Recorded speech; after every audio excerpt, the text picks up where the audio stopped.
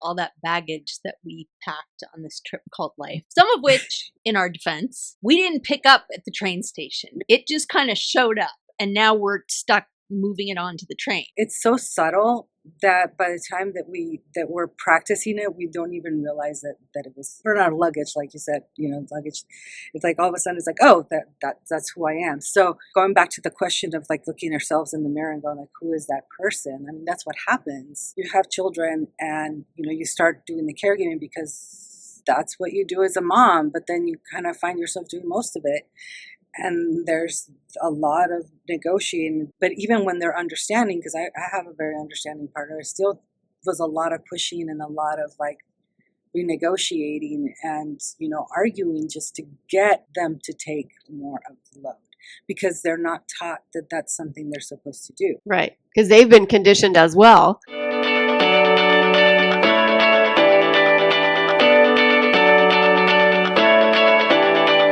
Welcome to Drinks with the Girls, conversations for women over 40 around connection, change, and the power of female friendship. Living well with stories to tell. I'm Karen, and this is Lisa. We are moms and solopreneurs stepping into our own, diving into real conversations about things that matter to women in midlife. We're here to spill the tea on everything that affects women in their 40s and beyond. Topics like loss and grief, changing relationships, launching kids, menopause, and reinventing ourselves in midlife. We are here to tackle it all. Connect with us through a blend of our lived experiences, our friendship, the memory of our moms, plus a collection of real stories, honest conversations, and engaging interviews that will make women over 40 feel seen and remind them that they're not alone on this journey called life. Let's go. Welcome back to another episode of Drinks with the Girls. I am so excited you're here, listeners, because this is going to be an amazing episode. I'm going to give you the little disclaimer. I think it might be a little heavy, and also it's something that is so important, and I think you're going to definitely get some good takeaways that are going to affect your life. But before we dive in, I am drinking a Soleil, what flavor is it? Berry flavor sparkling water. Very nice. Very Lisa, nice. what you drinking, girl? I'm double fisting. I've got Arbonne Fizz and a Mind Health. But I'm kind of obsessed with my sparkle hops. That's been like my go-to. I found a store that sells like a bunch of different like adaptogens. So it is my pleasure, I will ask her what she's drinking in a minute, to introduce one of my besties. I've known her forever. Our kids were in diapers together, and she is an incredible expert on many things, but on the subject we're going to be talking about today, she has both lived and studied it, and I have gone to her for lots of advice on this topic over the years. So I would like to introduce my amazing friend, Alex Casillas, and she is here to join us. She's going to introduce herself a little bit and tell us what she's drinking. Oh, hi, I'm Alex. Let's start with what I'm drinking. I'm drinking some hibiscus tea. I wish it was more exciting than that, but it's good and it helps with my digestion, so I like drinking it. Oh, is it good for digestion? I didn't know that. Yeah, good for digestion and for like cleaning you out, and yeah, it's really nice. It's a really good drink. I'll have to incorporate that. I don't know, it's refreshing, so I like it in the summer. So yeah, so keeping it nice and refreshing. Hot tip. Let's see a little bit about myself. So I just started my own private practice, and I'm really excited about that. It's called Con Corazon Mental Health Services, and translation, that means with heart mental health services. And the reason why I called it that is because I wanted it to be intentional for people to know that I wasn't your average therapist that you're just kind of here to reflect back on and be quote unquote a mirror. That like I was a whole person, and that when you work with me, like I put my whole self in it too. So that's why I called it what I called it. I work primarily with BIPOC folks. I love working with survivors of both domestic violence and sexual assault. It's something that I've been doing for many years, and one of the reasons why I went back to school to get a master's in social work. So yeah, I like working with trauma, and I get it, I guess. And thank you so much for what you do, Alex, because I'm sitting here and I'm listening to you say, I love what I do. I love working with trauma. And that sounds kind of alarming at first, but thank goodness there are people like you that know what they're doing, and I'm imagining you have to have some of your own boundaries and whatnot, in order to work with this topic. But we can talk about that a little bit later. But thank you for what you do, and congratulations on your office opening. That is super exciting. Yes. So let's just dive in. Are you ready? Yeah, I'm All ready. right. So the first thing I want to know is, I feel like as Gen X women, Mhm. most of our listeners are in midlife, probably all of them. We are so good at survival mode. And we are so good at just pushing it all down, put your head down, power through, keep it together. Do you feel like this is trauma related? Oh, 100%. Yeah. Right? Okay. Like, Shocker. Explore that, really, please, for us. it's totally, well, I mean, first of all, like, I want to kind of talk a little bit about the nervous system, because I think trauma has a really bad rep, and I mean, it's definitely not something pleasing, but it's not necessarily something bad that, how we react to it. Survival mode, or, the survival mechanism is something that we developed through evolution, so it's there to protect us. It's there to make sure that we survive. So, I had a client once tell me, when I asked, like, oh, how do you deal with difficult situations? Their response was like, oh, I dissociate. And I started giggling, because I was like, oh, that's a lot of awareness there. I'm like, but dissociation is not a bad thing, because it helps us survive whatever situation we went through, right? So I just wanted to kind of mention that what we do to survive is important. Like, it's not a bad thing. Now, when it gets to the area where it's not serving us, is when it becomes like the default mode, right? And it's also triggered by something very small that doesn't rise to the level of, like, we're in danger. And when we in our society, when things like stress, like, oh, I have a deadline, for example, sometimes triggers that same survival mechanism. And let's face it, if we miss a deadline, we're not going to die. We might, not get paid on time, or someone's going to be unhappy, but it's not going to kill us, right? But if our nervous system is so dysregulated that doesn't know how to distinguish from, like, an actual, like, near death experience to, a deadline, then that's when we enter, like, a problematic area, right? Because it doesn't feel good to be feeling all those symptoms associated, with stress, or that response. So maybe I jumped the gun there a little bit.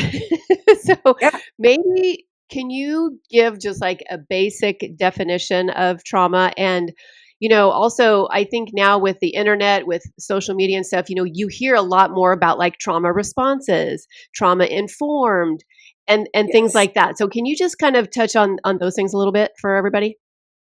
I roll my eyes a lot when I hear a lot of, or see a lot of things on the internet. I bet. Sometimes some folks get it right, but I roll my eyes a lot. So trauma is not an actual. It's not like a certain event. It's how we respond to a certain event, because two people can have the same event happen to them and have completely different responses. So if someone, for example, who is well regulated and was brought up in a very safe, loving home with people that care about them, experiences, like, let's say, a fire, an earthquake, and the person who grew up in an environment that wasn't very loving and caring, they're going to have a completely different response to that fire, right? Earthquake. The person that had more support is probably going to, yeah, not feel great, but walk away from it, and be able to readjust and self-regulate a lot better than the person who did not have that safety growing up. They're probably going to still be experiencing a lot of those symptoms, like hypervigilance, or, nervousness, or, you know, heart palpitations, like, for a while, because they don't know how to self-regulate as well as the other person. So trauma, like I said, it's not necessarily a specific thing. It's more how we respond to that thing. And that goes really back to how we're brought up. So, like, when you mentioned the Gen X folks, the first thing that came to mind is, like, we were brought up by boomers, right? Our boomer parents, I'm trying to say it as nicely as possible, kind of sucked when it came to like teaching us how to feel, right? Feeling? Uh, yeah, feelings. What are those? You're right. So Hmm. uh, we weren't really taught to feel our feelings and to feel safe, because it was not safe. So we weren't really taught how to self-regulate, and we are not born with that knowledge. That's why when a baby cries, you pick it up and you rock it, and you try to soothe it because the baby does not know how to self-regulate. And a lot of our parents believed in the crying out method. I don't know if you've heard of that. Yeah. Oh, yeah. So Hmm. a lot of us were brought up, as babies with like cry it out. What happens to a baby that cries and cries and doesn't get its needs met? It dissociates, shuts down, or it just doesn't learn how to regulate. Can you give a definition of dissociate for the listeners?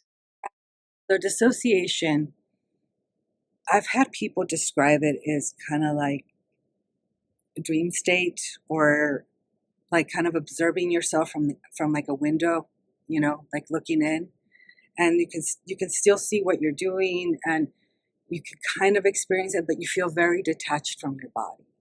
So it's kind of like floating above yourself and watching what you're doing, but not really feeling it through your body. Yeah, you just kind of go So through when the I think of dissociation, I think I associate it with sexual abuse trauma. Yes. So are there other also, it sounds like there's also other things that Hmm. cause people to dissociate as well, not just Yeah. something extreme like that. So to understand association, we have to look at the freeze response. So the freeze response was the first response that we acquired, through evolution. So, I mean, you've probably heard of like the reptilian brain. So that's like the amygdala, which is somewhere back here. The first line of defense that reptiles, like, I guess, learned or obtained or whatever through evolution was to freeze. Because what happens when you freeze? You look dead, right? A predator is not going to eat you because they're like, oh, I'm not going to eat that dead looking thing because who knows how long it's been dead and I don't want to die, so they it's a very powerful survival mechanism, the freeze response. So that's usually like the first line of defense whenever we're something bad happens, like that needs our survival mechanism to go online. That's one of the first things that comes up. If the other ones don't work, like fighting or fleeing or appeasing somebody else don't work, we go back to freeze because that's like the most powerful one. So we shut down. Freeze can look anywhere from like literally daydreaming and like, just like a kid who's in class and completely daydreaming and not paying attention to the teacher, can look from that to like literally passing out. So it's a wide range. Sexual assault is definitely a reason for someone to go into freeze response because if you think about it, sometimes there's no way out. There's no way of fighting. There's no way of like appeasing. So your body does what it can do to make sure that you survive that incident. So freeze, dissociation is definitely something that people do. But dissociation happens a lot, especially with folks who have early childhood trauma. Because if you think about it, a child does not have the capacity to fight or flee or even appease their parents, because usually the trauma comes from the parent. So freeze response or dissociation is very common with that early childhood experiences. I'm picturing somebody that is listening to this going, I totally get this for people that are victims of domestic violence or sexual assault or had these huge traumas. But my childhood wasn't that bad. Like I don't have trauma. Like what's the big deal, right? And I've heard that like my daughter said that to me and it's a dissociative kind of way to look at it. Yeah. But can you talk a little bit about that? Because I think people think trauma has to be trauma with a big fat T. Yeah, yeah, and that's why I mentioned in the definition that it's not the event, it's how we respond to it. One of the diagnoses is that it's not included and I'll circle back to this in the DSM-5 is complex PTSD. Why? Because it's a lot of little T's. Complex PTSD is a lot of little t's. What does that mean? It's cumulative, right? So a lot of events. So for example, if you have a child that grew up in a war zone, or not even, actually that's a big T. Let's talk about a poor neighborhood. Let's say poverty, right?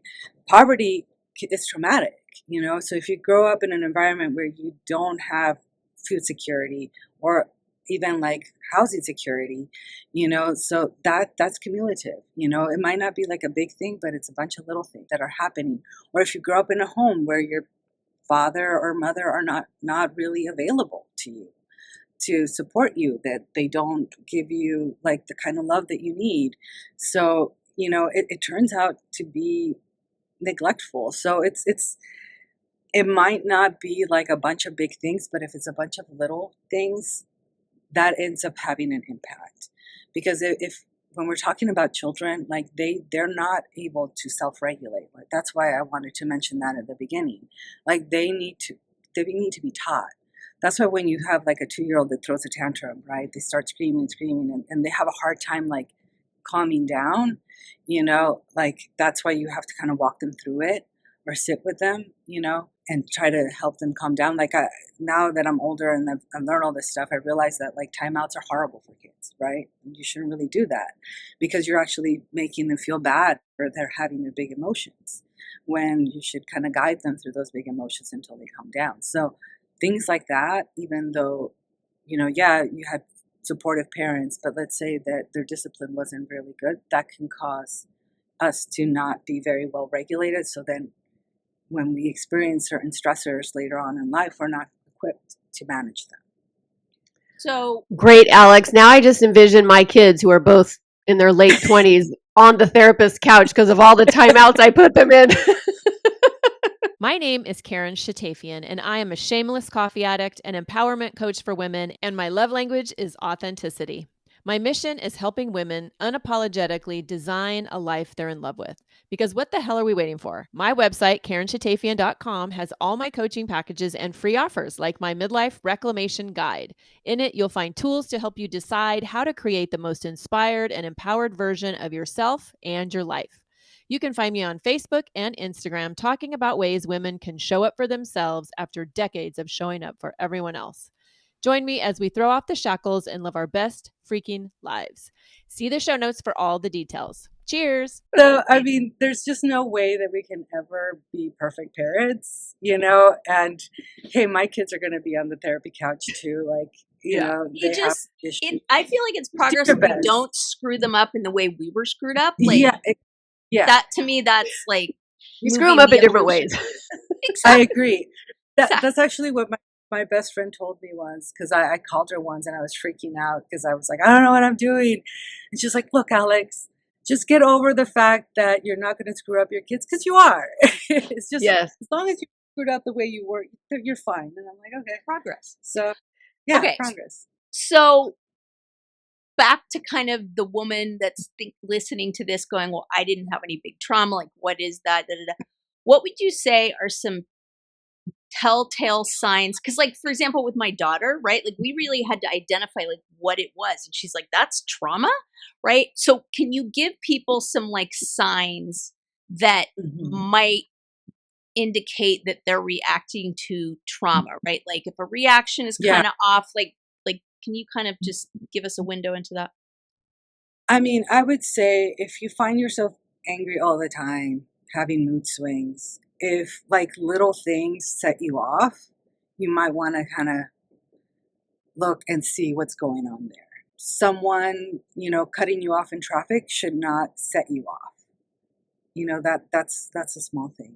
Having a deadline should not feel like, you're about to have a heart attack. These are kind of telltale signs that my nervous system isn't regulated, and you have to ask yourself why that is. Because someone who's well adjusted and whose nervous system is regulated, I mean, if somebody cuts me off, yeah, I'll be like, ah, that sucks. But I'm not going to want to like run them over with my car, or, do something crazy like that. Or if, something happens, I'm not going to get like something small, like let's say, I don't know, my coffee was cold. Like I'm not going to start yelling at someone for it, So just have to kind of check with yourself. Like, am I if my reaction is proportional to the actual thing that's happening in front of me? Because if it's not, then you need to really start questioning how, why that is. And I mean, there's so many symptoms. It's kind of hard to kind of go Yeah. through all of that. But that's why I say, like, if you're not reacting proportionally to the thing that's happening in front of you, you just need to start questioning to whether you need some support.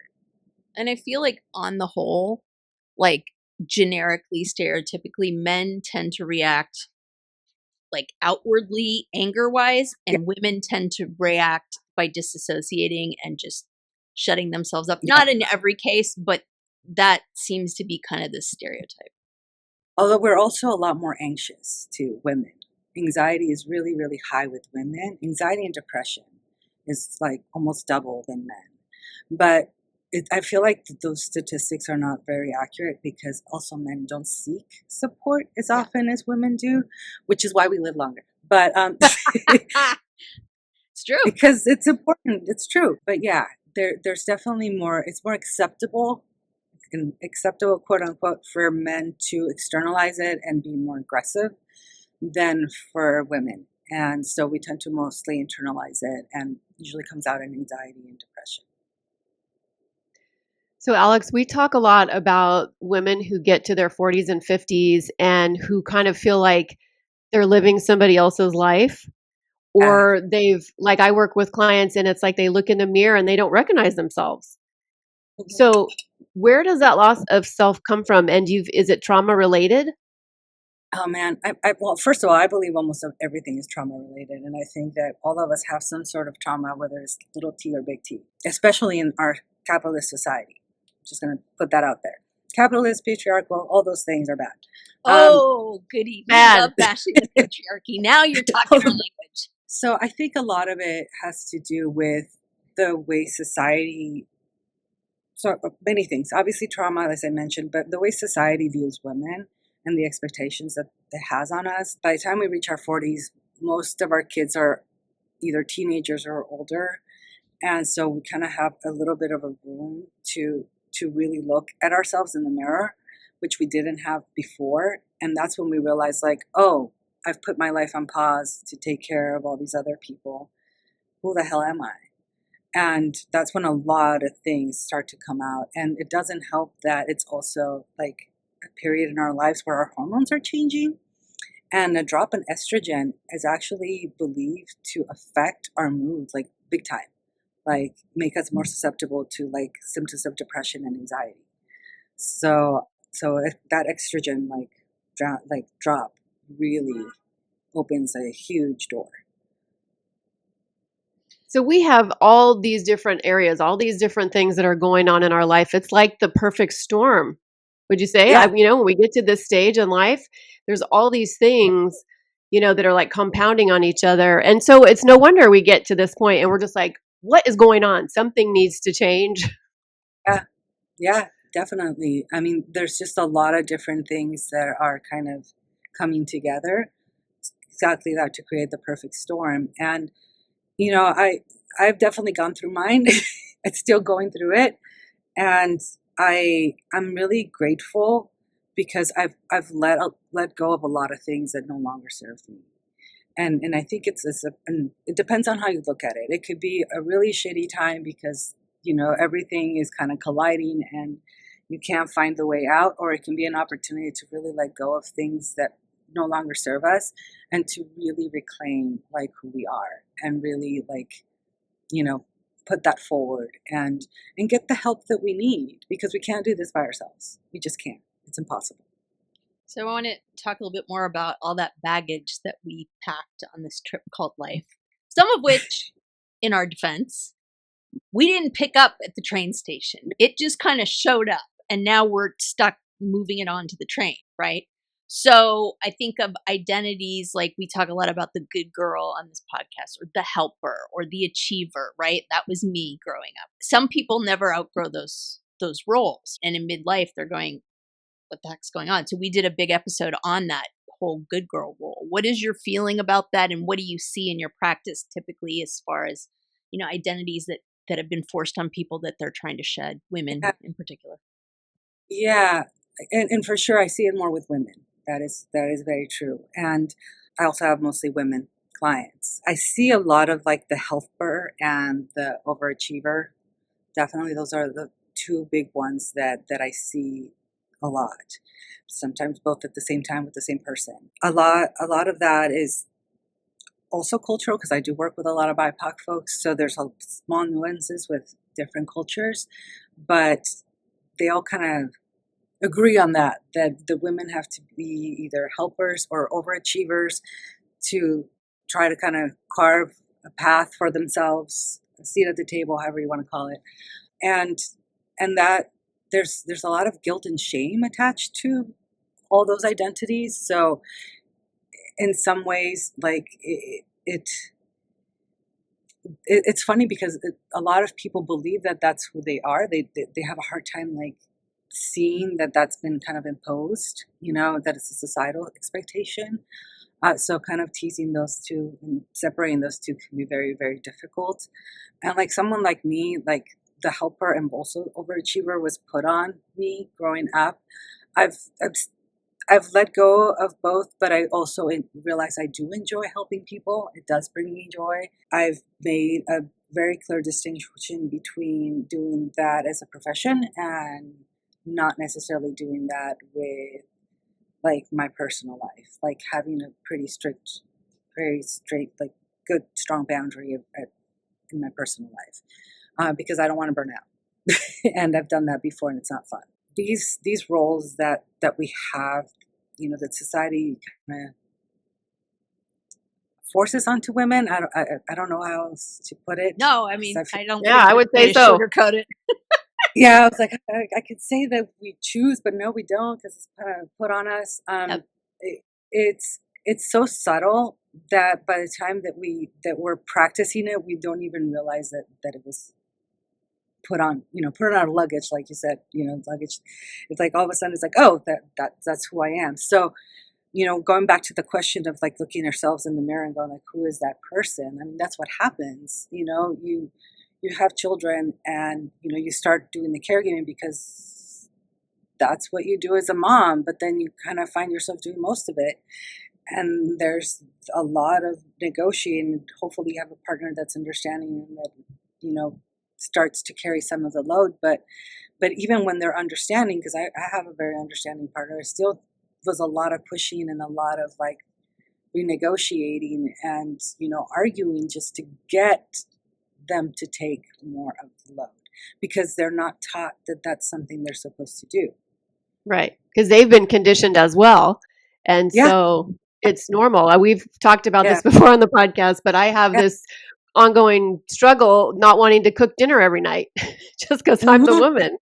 And so I Hmm. had, this conversation with my fiance, and it's like, look, can you please just, Yeah. and he's really good about it. He just needs the reminders, but it's like, I want it to be natural. I want him to just be like, oh, okay, I'm just going to make dinner tonight, Yep. but we're working on it. And when you mentioned the reminders, my husband's the same way. What I think is hilarious is like, why do I have to remind you that you have to eat? Like, don't you know that Serious. you have to eat? Like, Right. why do I have to remind you that you need to do clothes? Don't you need clean clothes? Like, isn't that enough for a reminder? But yeah, it's yeah, What would they do without us? Drown. yeah, I yeah. always tease my husband, and we talked about this on the Valentine's episode, and I say, if you hadn't met me, you would literally be living in some like piece of crap flat in like Bognor Regis, England, next to a nightclub, listening to people barf in the alley. And he's like, that's fair. That's No, funny. I He mean, didn't even fight it. He's like, I yep. often ask like mine too, like what would you do? Would you be like dead if I didn't exist? Like how would you survive? Like if you don't know to make food. And also though, think about that. Like we laugh about it, but it's like that is so much pressure for us and Yeah. so much work for us, because Yep. not only do we do it with our partners, we do it with our children. And now guess what? We are in the smushed panini generation, that sandwich generation. So we're now doing it with our parents, and it's Yeah. freaking exhausting. Yeah. Mhm. It is. It's very exhausting. And that's why like, I always tell people that you cannot help without, if you're empty, like you need to have that full cup before you can pour to other people. So like you need to make sure that you carve out time for yourself. It's like a I've been riptide, you know? Like, Yeah, I mean, I remember going, oh, well, I'll help him with X, Y, and Z because he's struggling with this now. It's fine. I did not sign up to grab on to the current and be 500 miles yeah. offshore doing the same thing and waking up and going, wait, when did this become my job? I was just like helping you through a rough patch here. Yeah, and that's how quickly it goes from like not like us helping to becoming our issue. And I mean and stuff like that can, I was talking about dysregulation, but stuff like that can really dysregulate us because we're not Yes. taking care of ourselves. We're putting so much energy on something else or someone else that we're not taking the time to really care for our needs. And when our basic needs are not cared for, like it's super easy to get dysregulated when our basic needs are not cared for. One of the first things that I do when I work with people is I actually check on their daily activities. I'm like, what time do you wake up? What do you do when you wake up? When do you eat breakfast? Do you eat lunch? How many cups of coffee do you drink? Like things like that. Because if they're not eating and they're not sleeping well, if they're not, doing these basic things, it's going to be really hard for them to do more deep work. So if it like those things are important. And I think too, like it's so nice now. I think because we talk about these things, and that's one of the things we love to do on this podcast is like bring things to the light that we have been taught we shouldn't talk about, like trauma or Yeah. asking for help or things like that. Like I didn't even know uh, I was out of alignment. Like I didn't know I wasn't self regulating. I thought something was wrong with me. It's like, why I should be able to do all this. I should be able to keep all these balls in the air. And especially now that I'm getting older, like when I was younger, I felt like I could do it all. And now I'm like, I really can't. And so I thought something was wrong with me. And come to find out, no, it's not normal to do all the freaking things. Yeah, and honestly, I think that that comes down to like the our capitalist society that has this high value on over productivity. Honestly, because it's Yep. over productivity, it's not productivity. It's we're supposed to be constantly doing, and no, we're not.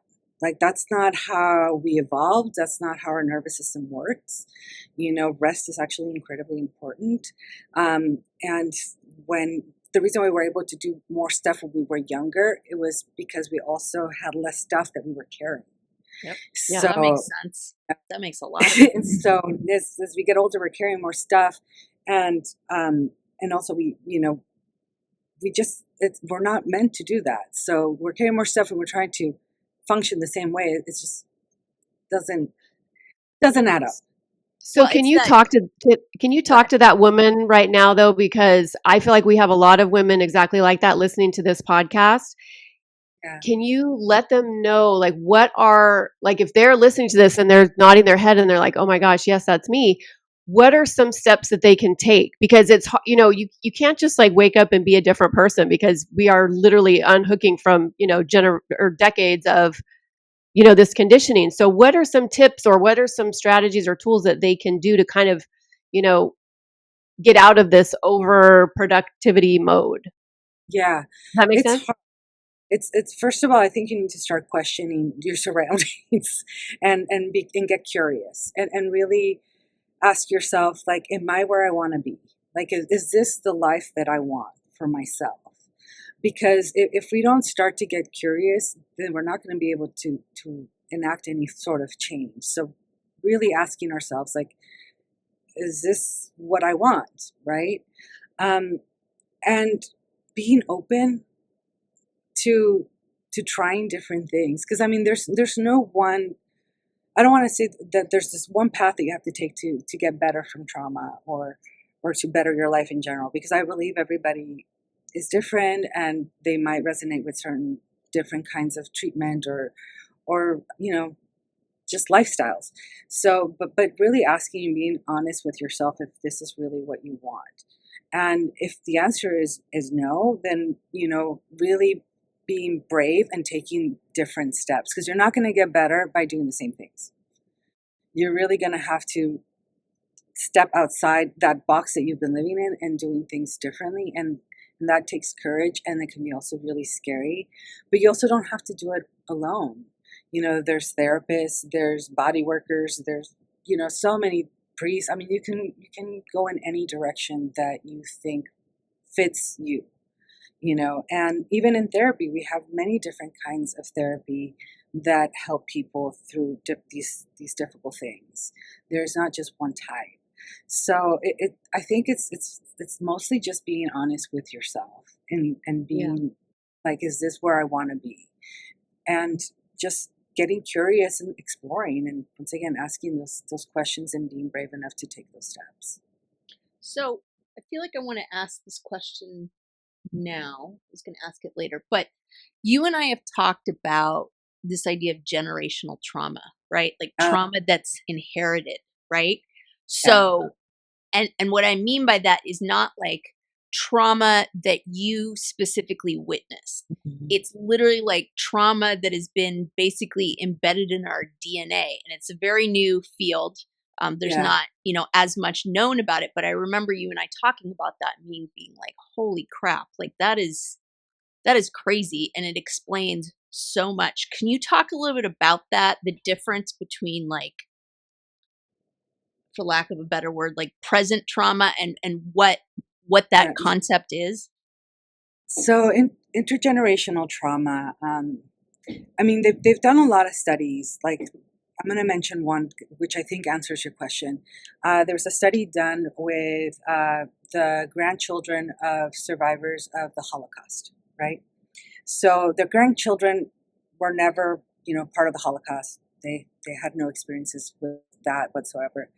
But they exhibited a lot of the symptoms of PTSD, even though, their grandparents, not even their parents, were the ones that were in the Holocaust. And how did that show? Well, like, they looked into their lives, and yeah, they didn't have any big T's, or maybe a couple little T's, but nothing that would, like, really, account for the kind of reactions that they were having and the kind of symptoms that they were having. So what happens is that, they realize, like, oh, this isn't even their stuff. This is like the grandparents' stuff. So if you look at women, so we women, we have our little eggs, right? Did you know that our little eggs have little eggs inside of their little eggs? So let's say, like, I don't know, I was in a terrible accident, or, something horrible happens to me. Um, and I still didn't have kids, right? But let's say that little egg, like my daughter, she has the little eggs, of future generations. And all of those little eggs were impacted by what happened to me.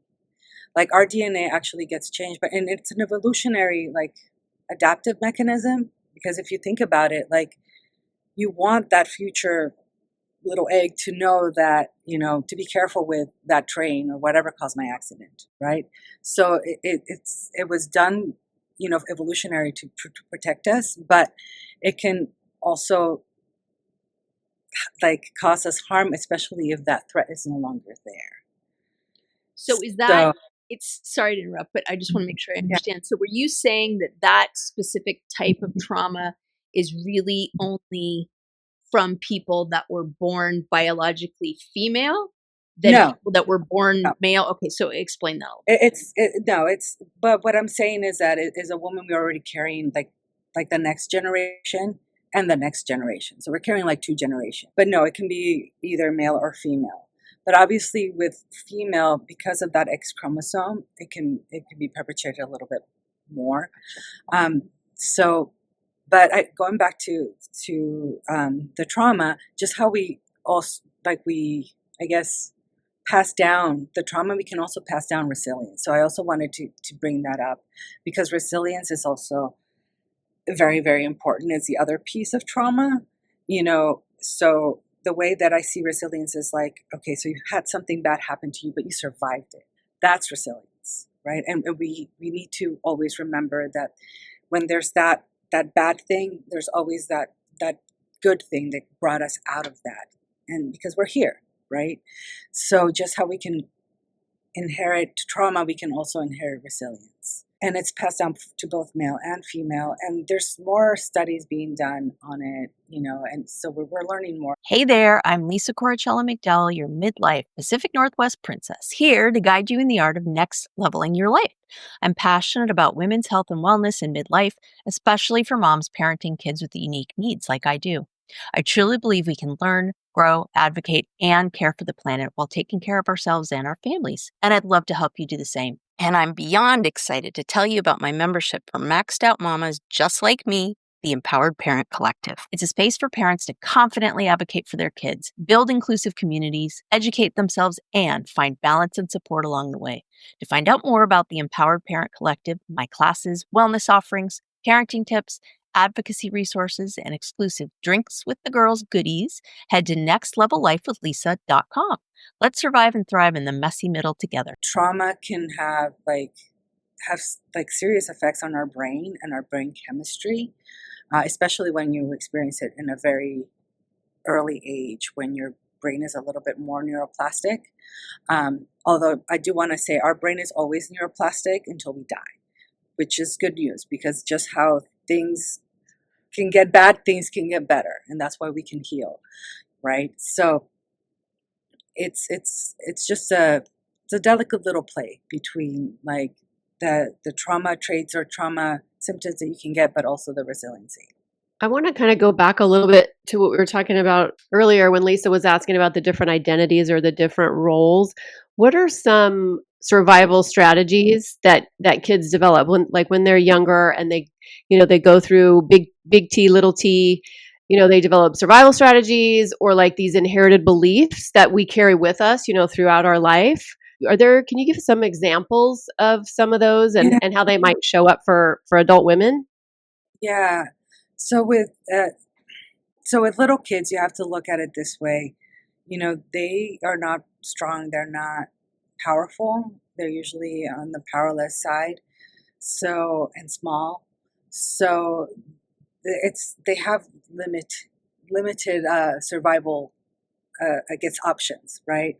Like we talked about dissociation. That's a big one for children, but also appeasing. And that's actually one of the later, I guess the newest form of survival response is appeasing or people pleasing, and that's a big one too with kids, because most kids can't fight or run away from the person that's hurting them. So those are the two main ones that I constantly see, and it can look different for different people, like the people pleaser that always makes sure everybody has what they need, or that always works really hard above and beyond, but at the core it's just making sure that they avoid conflict and they try to appease whoever they perceive as, quote unquote danger. And dissociating, I mean, people really not being present in their lives, not paying attention, a lot of daydreaming, avoiding situations is also one that happens a lot, and trying, really hard to not go there, or, just not participating, I guess, how they should be in their lives, because that there's that fear. So those are the two main ones that like I see, and like I said, looks different for different people. That kind of stems from that helplessness of being a child when you get a lot of those big traumas. I'm just thinking of someone that is kind of at the beginning of this continuum, maybe like someone that is not really had a lot of experience with understanding trauma, or even if they have trauma. So okay, you've realized, yeah, I probably have some trauma. Like, what next? You're realizing that, oh, okay, the reason that I have no boundaries is because my parents trampled on them all the time. Yeah. Just saying that for a friend. And so, wow, okay. So then what, basically? So I would say, so trauma, first of all, is stored in our bodies. So therapy helps, but if you really want to process your trauma, you need to do some sort of like body somatic, something that will get that trauma out of your body. So I would start by asking myself, do I have any physical like ailments, anything that's like a lot of, let's see, like autoimmune diseases tend to be trauma related. Things like fibromyalgia have been tied to trauma. Any sort of like stomach digestion issues are tied to trauma. So I would start by at least getting a checkup and trying to figure out if there's any sort of physical stuff happening with me. Like I would start exploring the different kind of therapies out there. Like I said, trauma is stored in our body, so the only way that you will get it out is if you address that. And there's really good treatments out there with like EMDR, which is eye movement desensitization and reprocessing, which is an amazing treatment, somatic therapy, which is something I'm studying right now, and that helps you.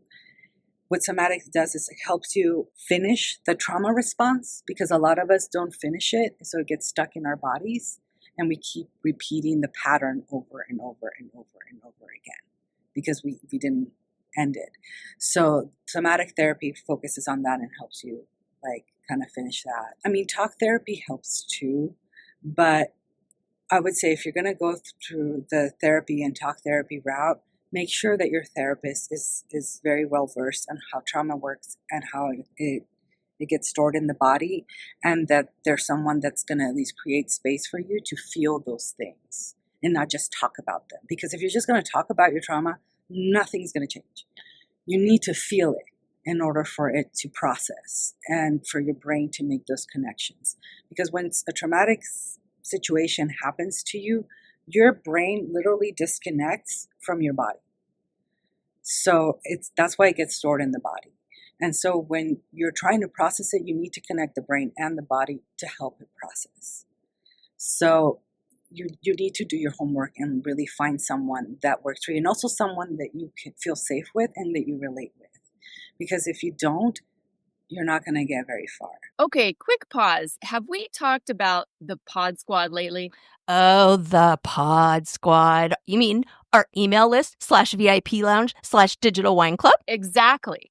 So listeners, if you're not on it yet, you're basically making life harder for yourself when it comes to podcasts. Like trying to scroll for show notes while speed walking on a treadmill. Wait, what was that link again? Oh, no. Grab the side rails. Or pulling up that book we mentioned while you're in the Starbucks line and then realizing everybody else moved up 3 cars and now you're that woman. We've all been there. That's why we made the Pod Squad. You'll get new episode alerts every week with direct links. Easy to listen, easy to share. And show notes straight to your inbox. So when we drop a life-changing product, book, hot tip, or yummy new drink, you're not rummaging through your memory like a woman searching for her reading glasses when they're on top of her head. It's organized, it's helpful, it's for you, babes. So join the Pod Squad. The link is in the show notes. Just tap it. Snacks, sarcasm, solidarity, and obviously fighting the patriarchy. We write at dawn. Can you give our listeners not some hope, but some No hope. because I'm hearing you talk. I mean, yes, we need to give them hope, but also like I'm hearing you talk and I'm thinking, well, that sounds really painful. And that sounds really hard going back and working through that. And also I know it's important because those things keep us stuck and stagnant in our life. And like you said earlier, you have to ask yourself, am I where I want to be? Is this okay with me? So what does it look like on the other side, I guess is my question. When a woman comes to you, she starts dealing with some of this, and how does her life change for the better after like processing these things? The first thing that came to mind was like a good night's sleep. but Hallelujah. So first of all, I mean, I would say, choose the person that you're going to work with wisely. Like, ask a lot of questions. It's okay to ask questions. I would never, ever start somebody like that I have with trauma, like, tell me what happened and let's process that the first day. We work up to it. We want to create a bigger container, a bigger capacity for that person first. Because if you come in and your capacity is like, I don't know, an inch long, that's how small it is. You're not going to be able to hold your trauma and like feel it, because it's going to feel like you're dying, So I'm going to create a bigger container for yourself, something that's like, I don't know, a couple of feet wide, so that you can actually sit with it and not freak out and run away, so that you can sit with it and actually process it. So a good therapist will do that. You're not going to jump in right away. So I guess I want to say to the person, like, if that therapist wants to work on your trauma right away, then you fire them and you get somebody else to do it, because that's not how it's supposed to be. I've seen people that I've done just like tiny little like glimpses of somatic work with them, very tiny little small ones. I haven't even touched their trauma yet, but just enough to help them regulate. And they were able to sleep, and they were able to feel calm when they walked in. And I mean, they were literally vibrating as soon as they sat on my couch. Like I could probably touch their energy. They were that like, intense. And then I was like, okay, let's do this little exercise. We did it. And they just looked at me like kind of shocked, like, what did you just do? And I was like, well, I just kind of helped you go in and out of this, where you were at, to just kind of help your nervous system regulate. And they're like, I just feel calm and I feel relaxed. I'm like, I feel like I can take a nap. And I'm like, go take a nap, So there is light at the end of the tunnel. There's definitely light, and it's a bright light, and you can access it. But you also have to be patient with yourself. Like, you didn't get here from one day to another. You're not going to get there from one day to another either. You have to be, like I said, loving and gentle towards yourself, and you have to give yourself space to make those changes, and not be afraid, once again, to ask for help. Like, none of us can do this by ourselves. We're social beings. We need other people. We cannot do this on our own. So for somebody who maybe is not sure about therapy right now, or they're not sure about working with a professional to work through this, are there certain nervous system regulation tools that they could do on their own that could help them, at least like with the daily feelings, whatever it is that whatever it is that they're going through? Yeah. Or is it therapy or nothing? No, I mean, they can definitely do little things. Walking outside, walking in nature, that's super therapeutic. I highly recommend it. Any sort of physical activity, honestly, is good. But if all you have time for is like a 15-minute walk outside in the sun, preferably in the sun, because you want to get that sunshine, that's good enough. Honestly, that's good enough. I know that therapy is not necessarily accessible for a lot of folks, but I do want to say that, we can always talk to people around us. They might not be able to give us the same kind of like advice or support that a therapist does, but like I said before, like, we're social beings. We need other people. We need those connections. Some people feel that connection with God and like to go to church. That works too, as long as you're connecting with somebody else. Because if you want to get out of the trauma, you need to connect with somebody else. Because we actually regulate best when we are co-regulating with other people.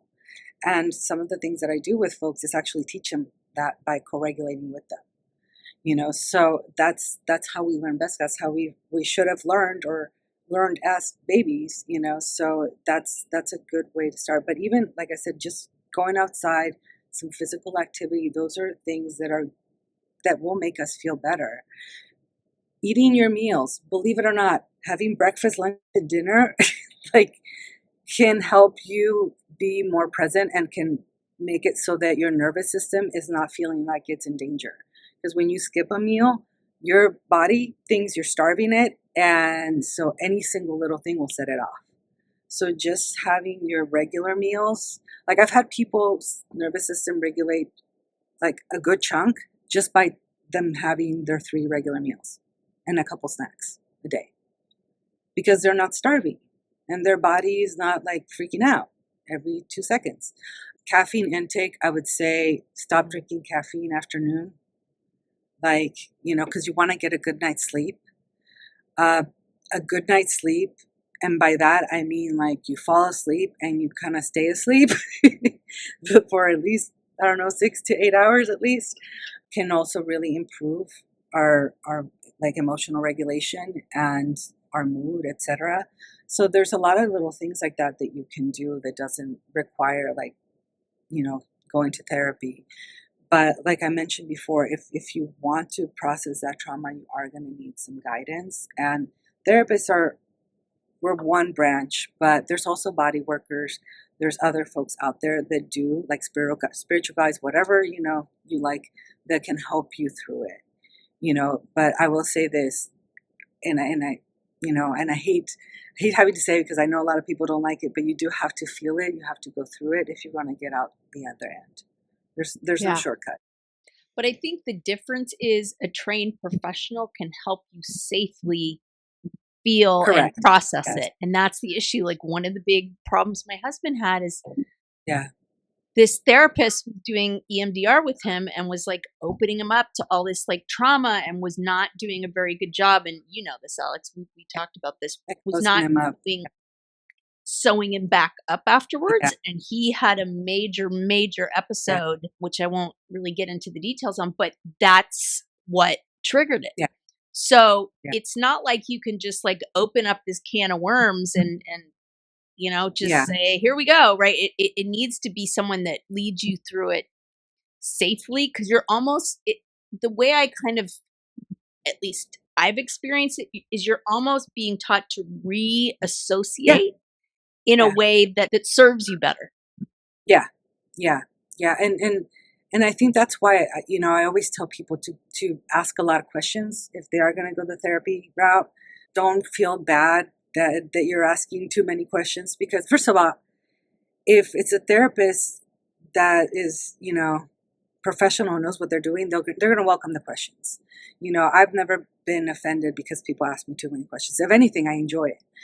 So I like to explain what I'm doing, and I mean, they're working on you. You need to know what's happening, and like EMDR, like that, it's a great and powerful modality, and I've seen it do some amazing things.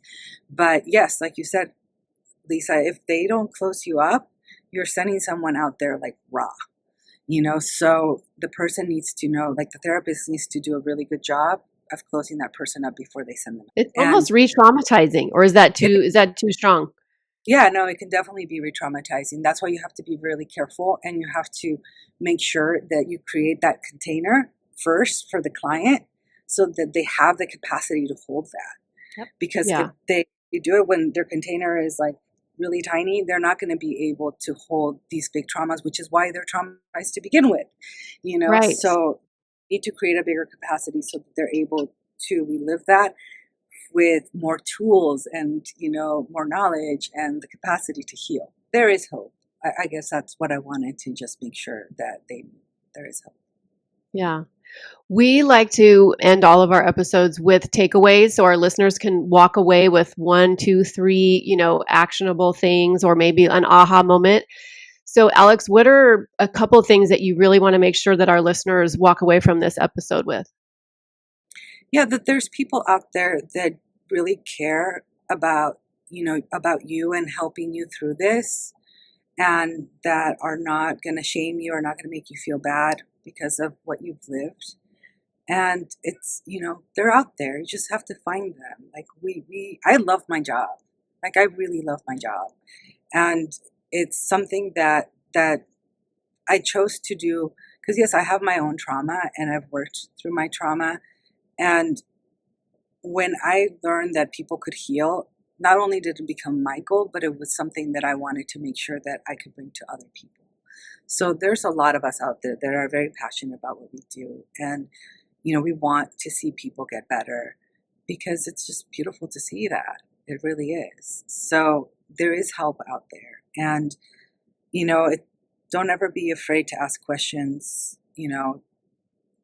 be curious because actually part of our healing is in that curiosity.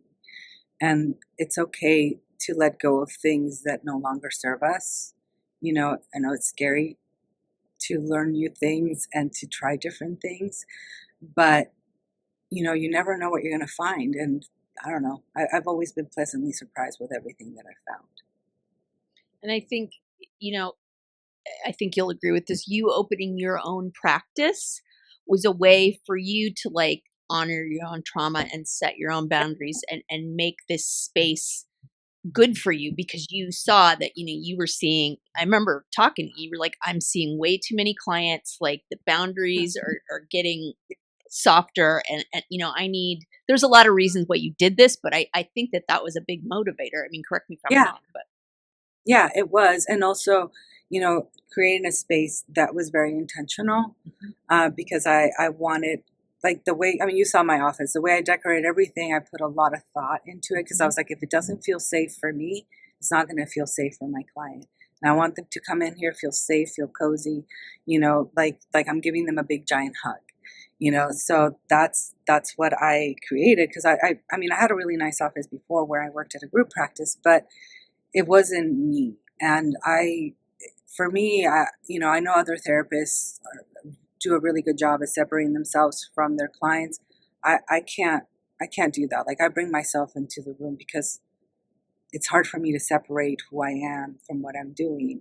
And I've seen it create really good relationships, like my approach create really good relationships with clients. And I've seen people heal from some pretty big stuff. And I think that has a lot to do with how I approach it. So, definitely if you are going to go the therapy route, find somebody that you can relate with and that whose approach really speaks to you. What would you say is the best way to go about finding a therapist? People always ask me that. Because it's I would hard say these days. It's it getting is. harder It to find is. someone that ticks all the Yeah, boxes and the insurance and blah, blah, blah, blah, blah, I know. I know. So I would say always ask for a free consult. Most of us have them, like at least 15 minutes. I always do like 30, even though I say it's 15, I always do 30. And get to know your therapist, ask a lot of questions, and if you like them and that person has a wait list, or they can't see you right away, or they don't have your right insurance, ask them for help. Because I've had people ask me for help and I'll be like, hold on, I'm going to put a little note out there because we have our own little, networks that we can put out a little feeler out and see if we can find somebody for you. It might be a hit or miss, but it's good to ask. It never hurts. But like I said, ask questions and be intentional about what you want to ask. Like, sit down and write some questions down so that you can check that person out, and if possible, feel the person out too. Not just listen to what they're saying, but feel them out. Because we have an amazing nervous system that is constantly giving us cue as to what feels safe and what doesn't. And that can really help us find somebody that's going to fit with us.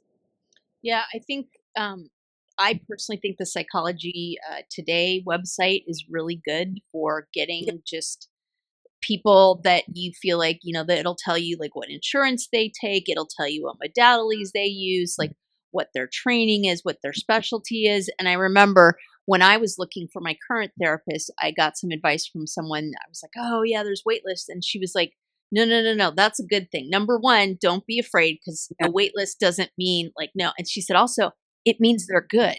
And I was like, "Oh my gosh, I never thought about it." And I did. I got on this one that is my therapist now. I got on her wait list and it was maybe like a month, right? Yeah. Wait, Yeah. and guess what? She's good. Yeah. Yeah. Wait list. I mean, I always tell people like you might be in here for like a couple months, but like, I don't like to have people for too long on the wait list. If I know it's going to be more than a couple months, I tell people, like, you know what, I don't think I can, see you because it's probably going to be more than like 6 months. But sometimes people are even okay with that. So, I mean, don't feel like you can't ask those questions. Like, go ahead.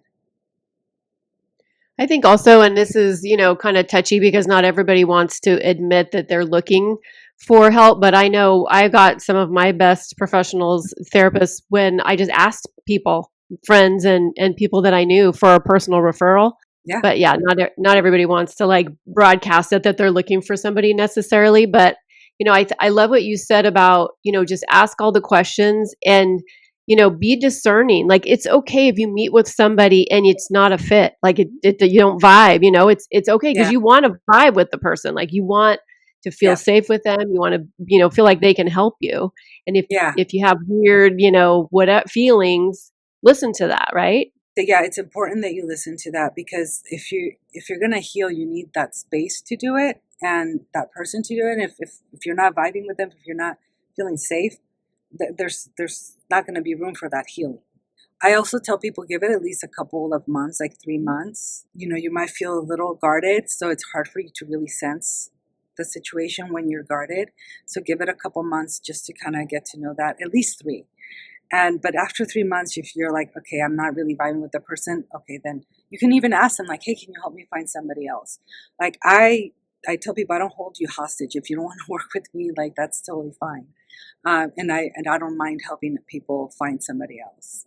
Thank you so much, Alex. This was such a great conversation. I'm walking away with new things and new ahas myself, and I know the listeners are as well. And I think, we try really hard here at this podcast to help women feel supported and feel like they're not alone. And, this is a touchy subject. It's one of our heavier ones. And I just appreciate you coming and helping us just recognize that we're human and these are human things and we all deal with it on some level. Yeah. So thank you. Yeah. You're welcome. I love talking, so this wasn't hard. I keep trying to convince her to be my therapist. She's like, no, No, unethical. because I know you. It's not That's like, right. You're my really? friend. No. She's like, no, Yeah. doesn't work. So I'm lucky I get to have her as my friend. So listeners, I talked about this in the last episode, but life goal, y'all sending us questions and us doing an episode about questions. To me, like this topic is perfect for that, right? Like we would love to have Alex back if that's something you're interested in doing. So please like reach out with questions. We will put Alex's contact information in there. I know you do telehealth, but you're also pretty full up with clients, but I'm sure that if you reach out to Alex and want some of the resources, I'm sure she'd provide them for you. I will put some of the links in the show notes, Psychology Today, that kind of thing. Karen, anything else you want to add? Nope. Just like and share and give us that 5-star review. Just saying. All right, everybody. Well, thank you so much for joining us today. Alex, you're amazing. We love you. And I hope everybody has a wonderful rest of their day, whatever you're doing. And I will say cheers. Cheers. Bye. Thank you.